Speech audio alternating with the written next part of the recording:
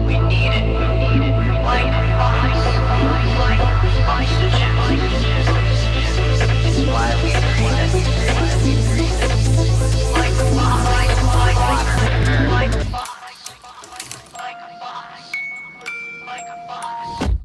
And that's one of the things that impressed me last year when I met you, Gina, through like Propelify, that you talked about that with Golden Sea. It's like, hey, come on and, have a listen. And then Mario, of course, you've been doing your bullpen, launches for, I guess, a couple of years now, more than that even. Mm-hmm. And it's the opportunity to just go there, listen. I think it's also great, to come in and to listen to what other people are doing so you can learn from them rather than making the same mistakes. Do you have any comments on that? Do you think that's a way that? Yeah. So one of the reasons we are doing the bullpen events is exactly for what you just said, is to really show other people or other potential entrepreneurs or startups on what it looks like and what kind of feedback investors give and even what the audience gives. So we do that intentionally. Now, the thing I do want to stress is that when an entrepreneur goes to make a presentation, they've got to look at it also as a learning experience. So besides walking away with a written check, which never happens, at least you'll walk away with some knowledge, some experience, helping you tweak your presentation or, some market feedback that you get. But the main thing is listen, observe, and learn some of your, from what other people's mistakes can be. Now, I like to ask this question of investors like yourselves who've had a long history of investing. If I gave you a magic wand and said, Gina, Mario, you get to change anything you want about the field of investing, what would you change? Okay, so I wish I didn't need a magic wand to change this, but I would take away the unconscious bias. We need to level the playing field. Mario just went,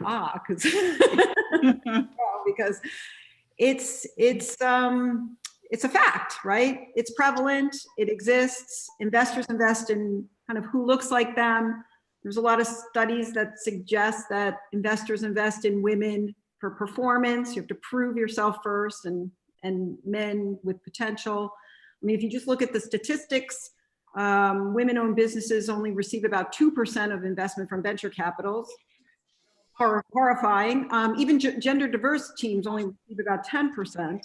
So 88% went to the all-male teams. And I just think that we're missing out. There's a lot of innovation out there and a lot of ideas out there. And maybe it's just my, cultural experience and background in different cultures and with different people that leads me to, kind of think about this more than the average investor. But I think we do need more angels, more VCs in the ecosystem that are investors, because then that will drive entrepreneurs getting funding that normally would not. So I wish I didn't need a magic wand, but that's what I would do. Amen to that. Mario? That's interesting. Gina, I can't beat that one. No. I'm gonna set the bar there, Mario. Yeah. I just can't beat it. And I've been asked this question before, and I refer more to it as, do I have any regrets? And the answer is no, except I would like to take more risk. I wish I would have taken more risks. But the reality is that putting aside the biases and the diversity issues, and Gina, you said it perfectly.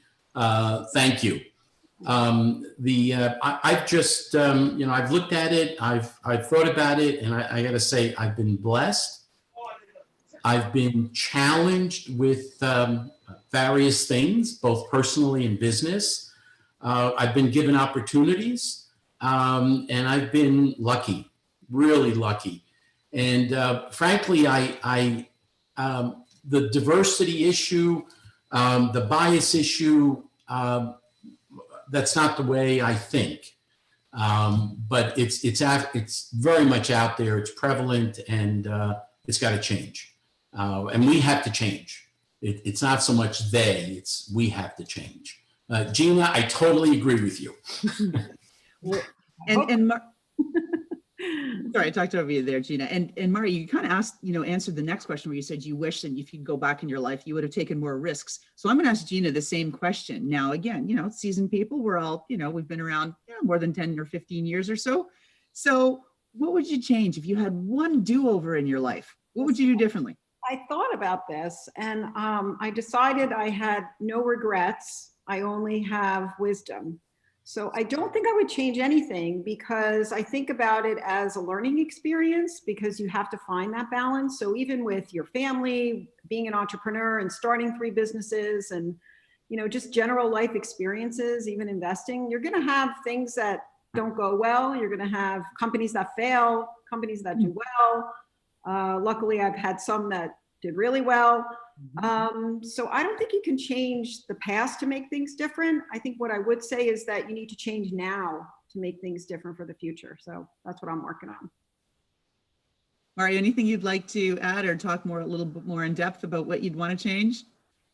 I've been blessed, I've been lucky, and not sure I would change much, except I wish I would have taken more risks.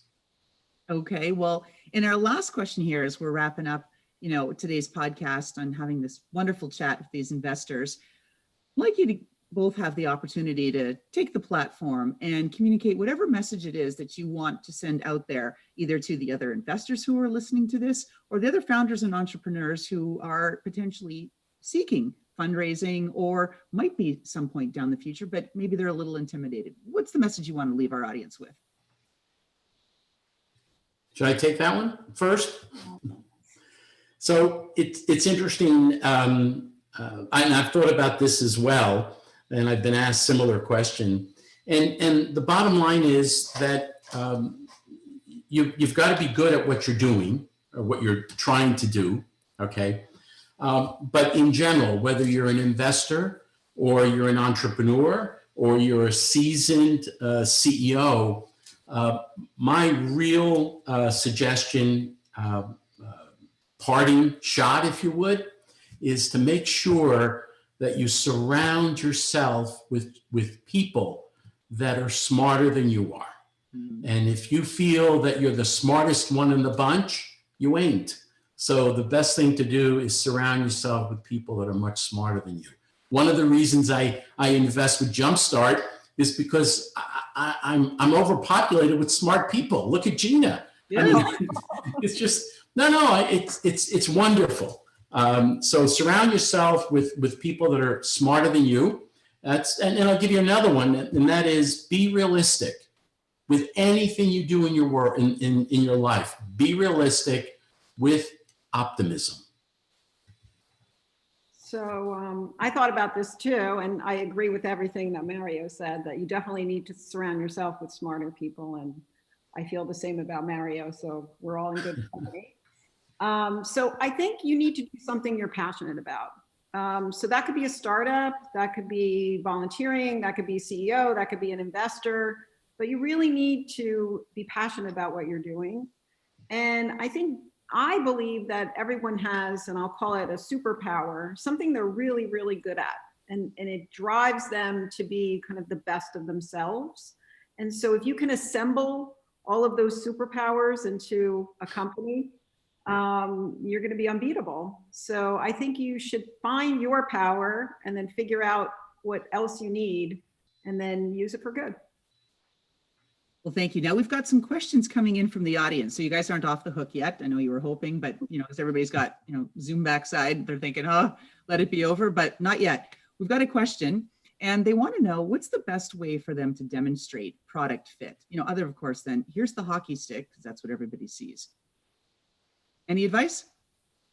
So I can take that. I'm sure Mario probably has similar advice. So one of the things that we look for is, do you have a customer? Do you have customers? Have you spoken to customers?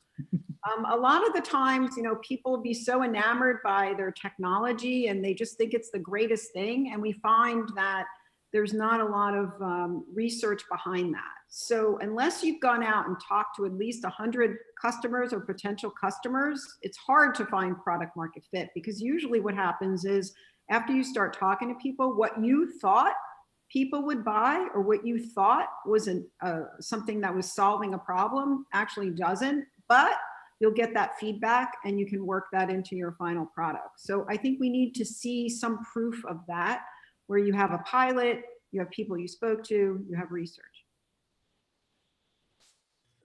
Totally agree.